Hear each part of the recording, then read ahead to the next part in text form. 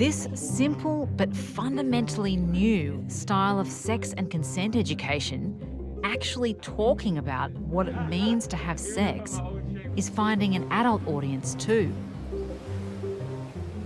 It's Friday night in Townsville, in northeast Queensland. A group of men are gathering at the local art workshop. They've signed up to learn with other men about sex and consent, while making art that tests their understanding of female anatomy. So everyone take out the little balls of Play-Doh that you have. I would love for you to try and create your own vulva there right in front of you. Oh.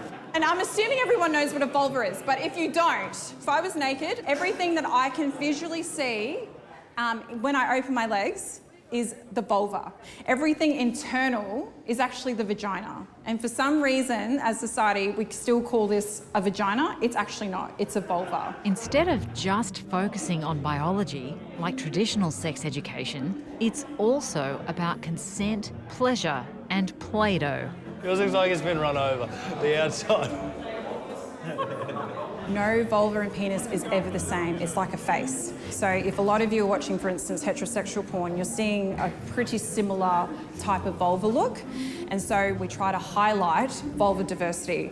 Is anyone feeling a little bit awkward doing this? I mean, it's not something I can imagine many people have done before. Does it feel a little bit wrong to be doing this? I think it's just like really confronting because you feel like a lot I don't know. It's like I'm lost. Yeah, absolutely. But the Play-Doh is a strategic distraction. These men are really here to talk. Has anyone heard of sex expectations? So it's sex expectations. So I'll give you an example. Size matters. So if you don't have a big dick, then you're useless. But where does that sex expectation come from? So we're going to do the differences between the sex expectations between a penis owner and the difference between the sex expectations of a vulva owner.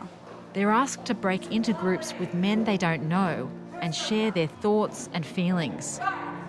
Guys always want sex. Like there's an expectation that you should want it all the time. Like able to go again, you know, like yeah. Pregnancy, like birth control. I mean, that. It seems like that's their realm. I always thought it was more my realm. You're okay. I'll make sure I always wear a condom. I just didn't think about wearing a condom ever. Really? Yeah. You should be able to satisfy the woman. Like there's that expectation, I think. And if you're not able to, that's where I think the anxiety comes from. And what about manscaping? I've been ticked off before because it's getting messy down there. So Hairlessness? Yeah, actually, that's a good point. Expectation. not the 70s. What was it like when you were younger? Well, they don't know how to fake it well. What the hell is squirting? I'd have to Google that. I remember thinking female orgasm meant that they were squirting, which is like where gotcha. they Ejaculating like we do. Yeah. And then, so that was my expectation, I suppose. Yeah, right. Was that because the first person you ever had sex with did squirt? Well, probably from porn. Each group has compiled a list of sexpectations. Expectations that women shouldn't have too many sexual partners. Sufficient foreplay, last multiple times or make someone orgasm multiple times. Expectation that you enjoy porn, that you take charge, that you have confidence in what you're doing, and then squirting.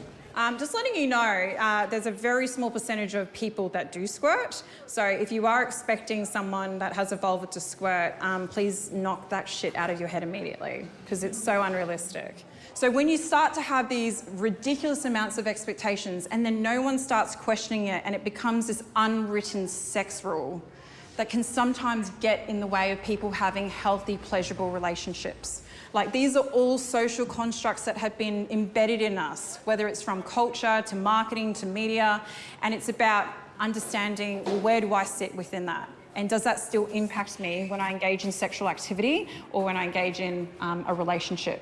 So that's really at the core of why we did that exercise.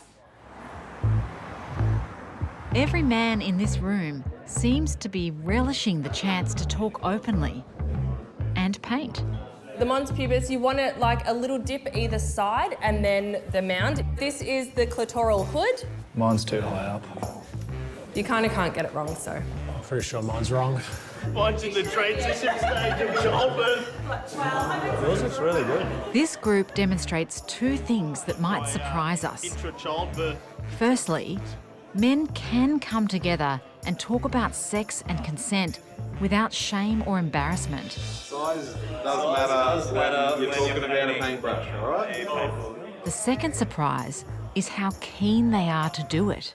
You know, surely it's encouraging that given a can of beer and some paint, you can actually have these conversations really off the cuff.